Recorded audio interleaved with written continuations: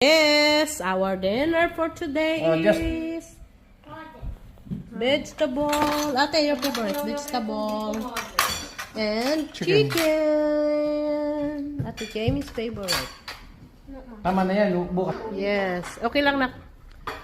Okay, let's pray. Father God, Yes, Lord. We enjoy your creation here in Melbourne, Lord. Father God, once again, thank you so much for this food. In Jesus' name.